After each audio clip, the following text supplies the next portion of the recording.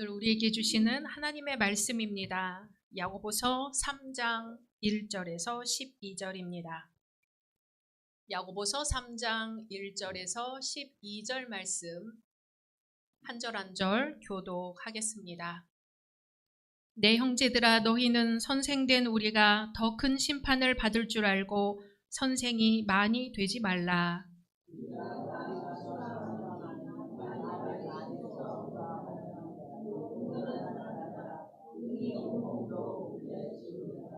우리가 말들의 입에 재갈 물리는 것은 우리에게 순종하게 하려고 그 온 몸을 제어하는 것이라.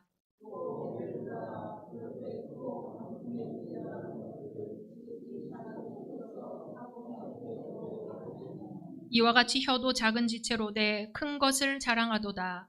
보라, 얼마나 작은 불이 얼마나 많은 나무를 태우는가.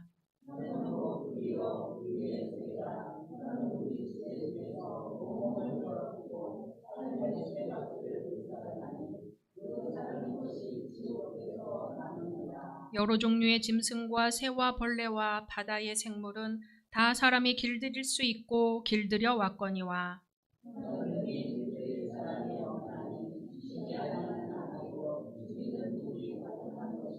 이것으로 우리가 주 아버지를 찬송하고 또 이것으로 하나님의 형상대로 지음을 받은 사람을 저주하나니,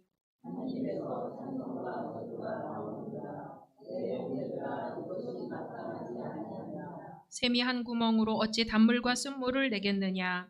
내 형제들아, 어찌 무화과 나무가 감람 열매를, 포도나무가 무화과 나무를 맺겠느냐. 이와 같이 짠 물이 단물을 내지 못하느니라. 아멘. 요한복음 20장 24절에서 29절 말씀입니다. 요한복음 20장 24절에서 29절 말씀까지 한 절 한 절 교독합니다. 12 제자 중에 하나로서 디두모라 불리는 도마는 예수께서 오셨을 때에 함께 있지 아니한지라.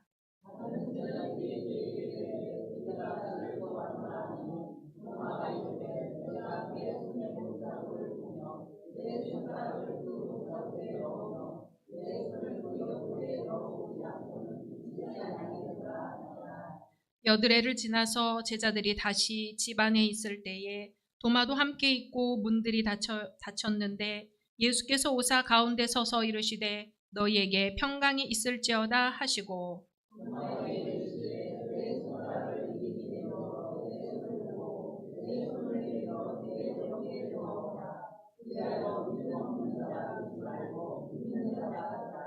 도마가 대답하여 이르되 나의 주님이시오 나의 하나님이시니이다. 예수께서 이르시되 너는 나를 본고로 믿느냐. 보지 못하고 믿는 자들은 복되도다 하시니라. 아멘. 오늘 함께 예배 드리시는 우리 모든 성도님들, 온라인상의 모든 분들을 주님의 이름으로 환영하고 축복합니다. 우리 앞뒤 옆에 계신 분들과 인사 나누겠습니다. 잘 오셨습니다. 축복합니다. 올해 받으신 약속의 말씀 함께 암송하겠습니다.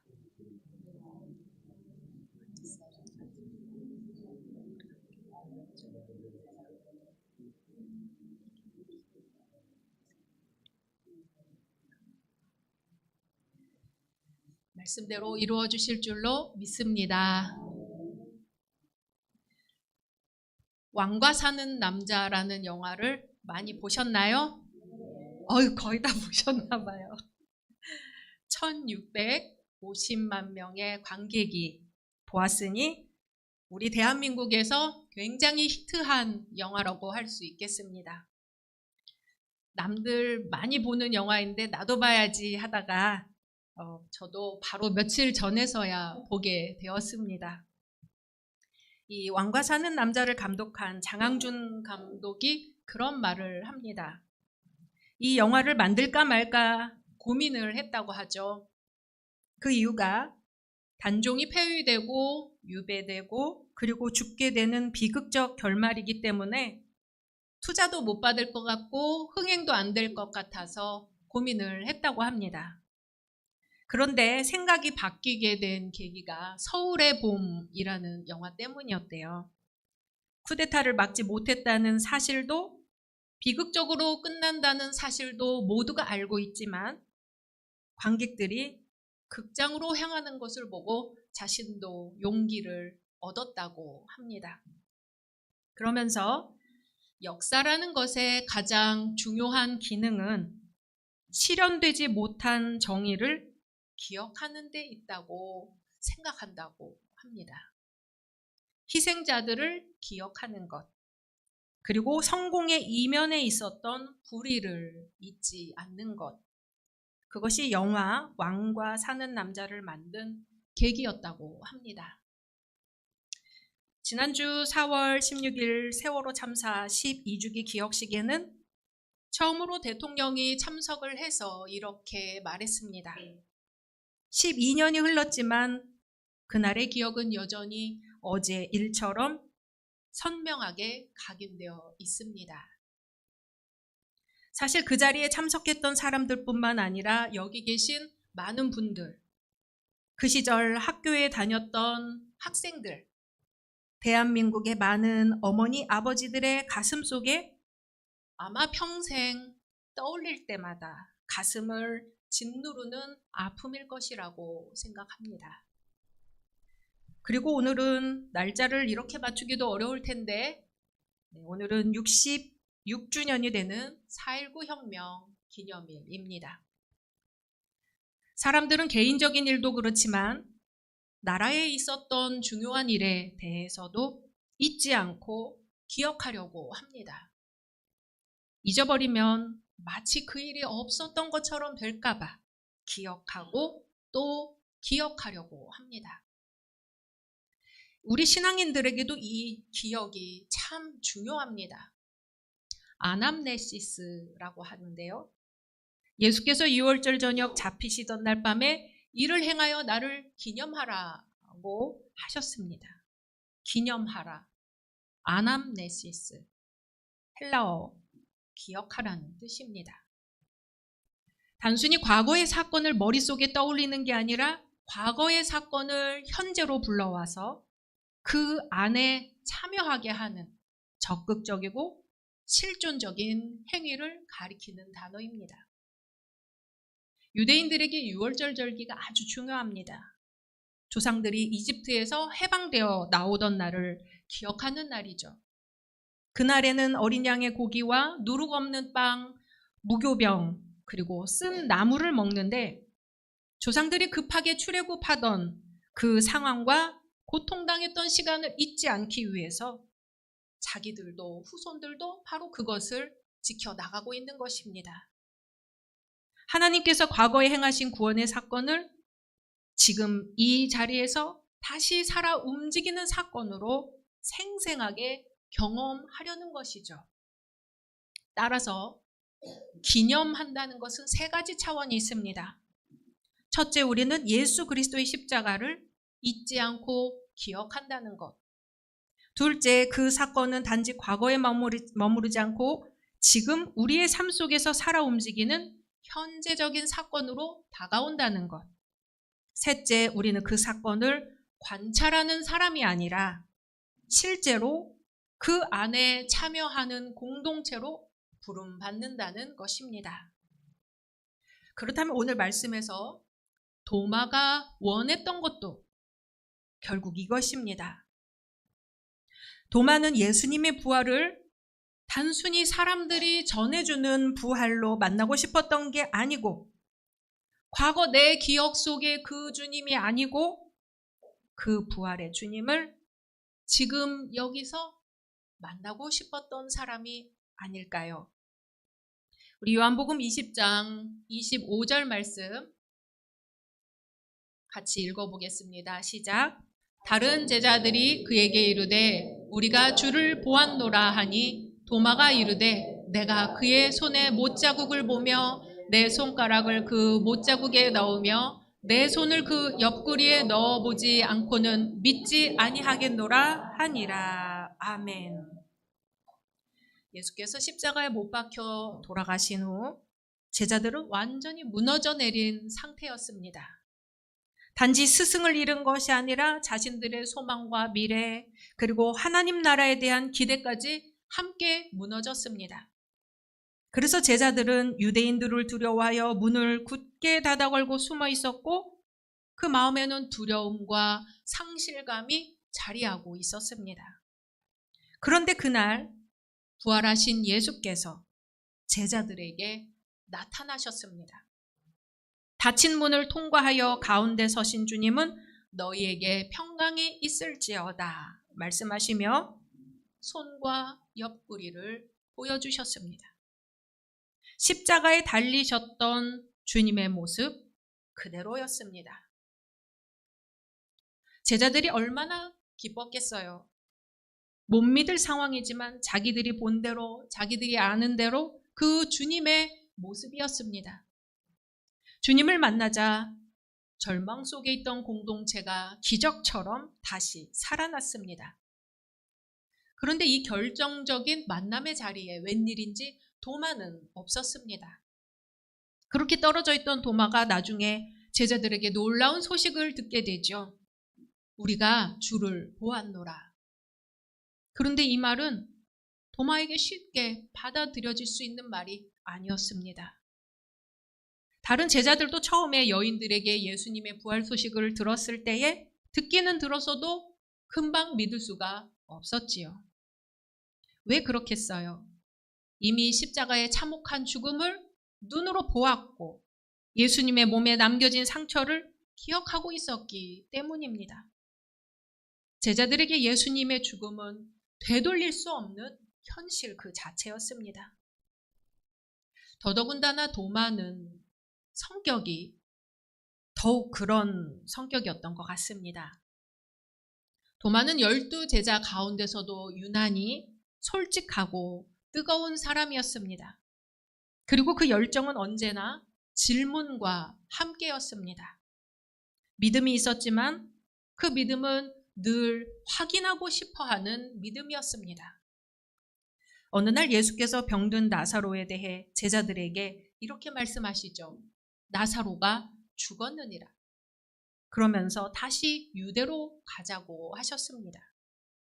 방금 전까지 유대인들이 돌로 치려 했던 곳이죠. 그래서 제자들은 주님, 방금도 유대인들이 돌로 치려 하였는데 또 그리로 가시려 하나이까? 만류합니다. 그때 도마가 하는 말입니다. 요한복음 11장 16절 같이 있습니다. 디두모라고도 하는 도마가 다른 제자들에게 말하되 우리도 주와 함께 죽으러 가자 하니라. 아멘. 이 말에는 도마의 성격이 잘 나타납니다. 도마는 현실을 직시하면서도 끝까지 가려는 사람이었습니다. 그러나 동시에 여전히 주님의 말씀을 다 이해하지는 못하고 있었지요. 시간이 흘러 예수께서 제자들에게 마지막 길을 말씀하실 때에도 도마는 다시 질문합니다. 요한복음 14장 5절 같이 있습니다. 도마가 이르되 주여 주께서 어디로 가시는지 우리가 알지 못하거늘 그 길을 어찌 알겠사옵나이까. 아멘. 다른 제자들이 조용히 듣고 있을 때에 도마는 묻습니다. 도마는 모르는 것을 아는 척하지 않았습니다. 이해되지 않으면 멈추어서 질문을 했습니다. 그리고 마침내 십자가 사건 이후입니다. 모든 것이 끝난 것처럼 보이던 그날 다른 제자들은 부활하신 주님을 만났습니다. 그러나 도마는 그 자리에 없었죠. 나중에 돌아온 도마에게 제자들이 숨가쁘게 말합니다. 우리가 주님을 보았노라. 그러나 도마는 쉽게 고개를 끄덕일 수 없었습니다. 그래서 이렇게 말하죠. 내가 그의 손에 못자국을 보며 내 손가락을 그 못자국에 넣으며 내 손을 그 옆구리에 넣어보지 않고는 믿지 아니하겠노라. 도마는 듣는 믿음을 넘어서 만나는 믿음을 원했습니다. 8해가 지나고 제자들이 다시 집안에 모여 있을 때입니다. 문은 여전히 닫혀 있었지만 그 가운데 예수께서 다시 오십니다. 그리고 이번에는 도마를 향해 직접 말씀하십니다. 요한복음 20장 27절 같이 있습니다. 도마에게 이르시되 내 손가락을 이리 내밀어 내 손을 보고 내 손을 내밀어 내 옆구리에 넣어보라. 그리하여 믿음 없는 자가 되지 말고 믿는 자가 되라. 아멘. 주님은 도마의 말을 기억하고 계셨습니다. 그리고 도마가 말했던 바로 그 방식으로 꾸짖지 않으시고 도마가 원하는 대로 만져보라고 손을 내미십니다. 그 순간 도마는 무너져 내리듯 고백합니다. 28절 읽습니다. 도마가 대답하여 이르되 나의 주님이시요 나의 하나님이시니이다. 아멘.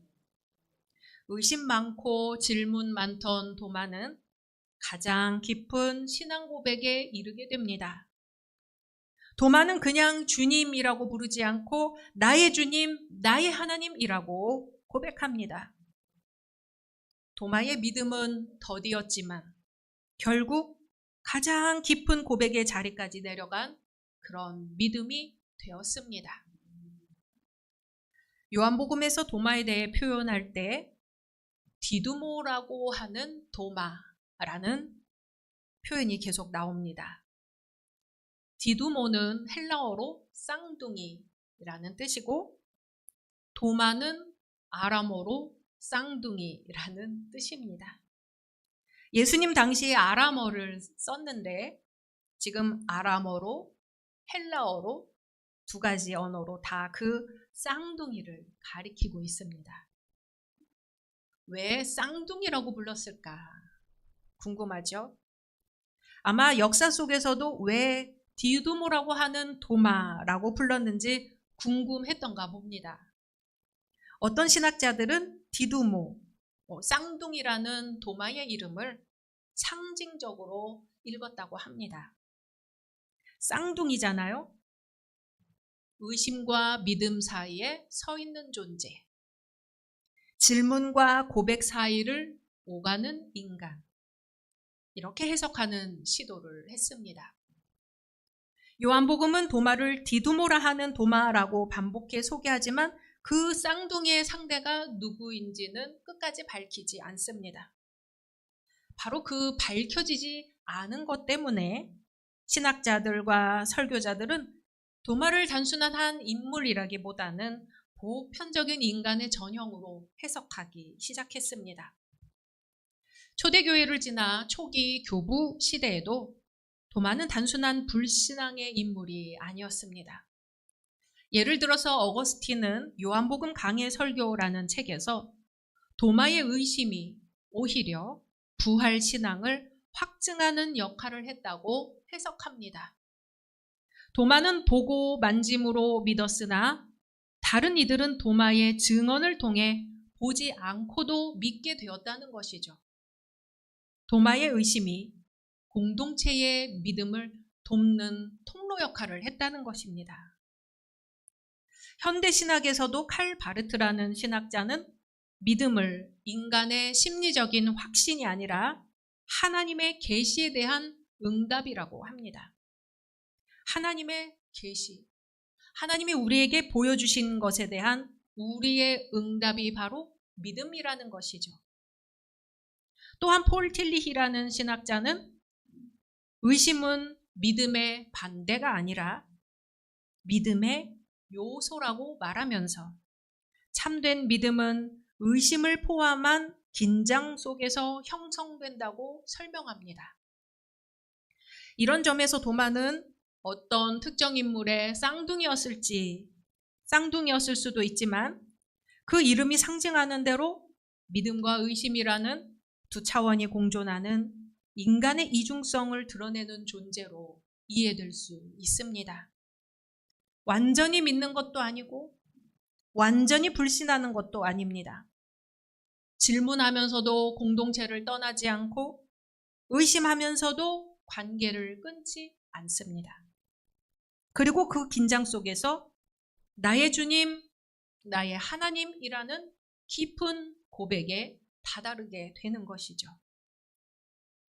도마는 단순히 과거의 제자가 아니라 오늘의 신앙인을 비추는 거울이 됩니다. 우리는 확신과 의심 사이를 오가며 살아가고 이해되지 않는 현실 앞에서 질문합니다. 주님, 정말 그렇습니까? 주님, 왜입니까? 그러나 바로 그 자리에서 하나님은 우리를 떠나지 않으시고 먼저 찾아오십니다. 도마의 쌍둥이라는 이름은 믿음과 의심 사이에서 살아가는 모든 신앙인의 정체성을 상징하는 이름으로 읽힐 수 있습니다.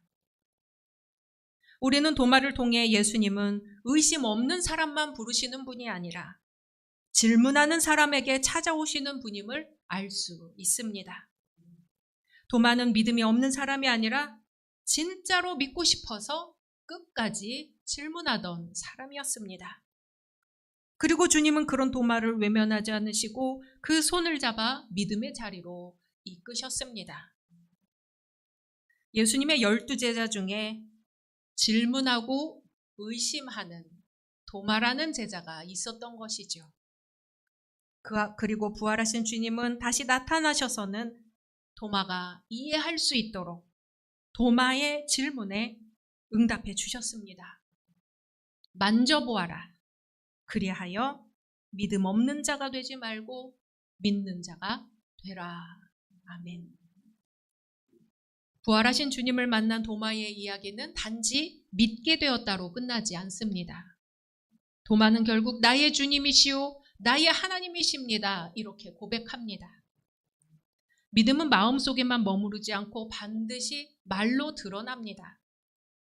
야고보서에서 야고보는 믿음으로 구원에 이르지만 그 믿음은 반드시 행위로 그리고 말로 나타난다고 합니다. 그래서 우리 입안의 혀를 통해 믿음을 드러내라고 권면합니다. 혀는 작은 지체이지만 공동체를 세우기도 하고 무너뜨리기도 합니다. 믿음은 보이지 않지만 말은 들리기 때문입니다. 이렇게 보면 도마의 변화는 분명합니다. 처음에는 보지 않고는 믿지 않겠다고 말하였는데 주님을 만난 이후에는 나의 주님, 나의 하나님이라고 고백합니다. 같은 입술이지만 주님을 만난 후에 그 입술의 고백이 달라졌습니다. 사랑하는 열린 성도 여러분, 도마는 의심하는 사람이었습니다. 그러나 주님은 그런 도마를 버리지 않으셨습니다. 오히려 이해할 수 있도록 찾아오셨고 결국 도마의 입술을 바꾸셨습니다. 나의 주님, 나의 하나님, 이 고백이 도마의 믿음이 되었습니다. 주님은 오늘도 우리를 찾아오십니다. 그리고 우리의 질문을 외면하지 않으시고 믿음의 자리로 이끄십니다. 이제 우리의 입술이 부활을 증언하는 입술이 되기를 소망합니다. 우리의 말이 우리 자녀를 살리고 우리 말이 우리 가정을 살리고 우리의 말이 우리 교회와 지역사회를 살리는 말이 되기를 소망합니다. 그리고 십자가에 대한 기억, 부활에 대한 기억이 불의로 인해 눈물을 흘리고 고통당하는 오늘을 살아가는 모든 이들에게 힘과 용기와 희망이 되기를 주님의 이름으로 축원합니다. 주님의 말씀입니다. 내 손가락을 이리 내밀어 내 손을 보고 내 손을 내밀어 내 옆구리에 넣어보라. 그리하여 믿음 없는 자가 되지 말고 믿는 자가 되라. 아멘. 말씀 묵상하며 이 시간 세계 평화와 우리 민족을 위하여 앞뒤 옆에 성도님들을 위하여 환우들을 위하여 잠시 소리내어 기도하겠습니다.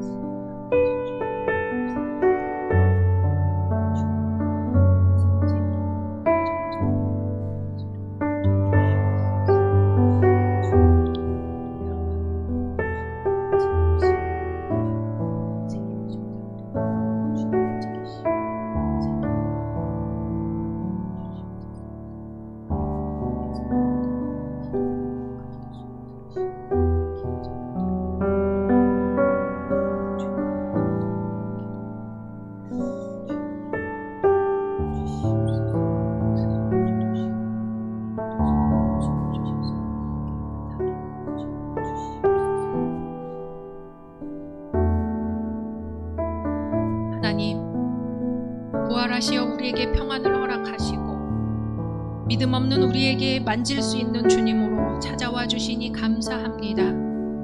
때로 우리의 마음에 의심이 생길 때에 그 마음 헤아려 믿음의 길로 인도해 주시고 누군가 믿은 그 주님이 아니라 나의 주님, 나의 하나님으로 우리를 만나 주소서. 주님, 우리의 말이 생명을 살리는 믿음의 말이 되기를 원합니다. 도마의 의심의 말이 주님을 고백하는 말이 되었던 것처럼 우리의 말이 주님의 마음을 담아내는 주님의 선한 도구가 되게 하옵소서. 예수 그리스도의 이름으로 기도드립니다. 아멘.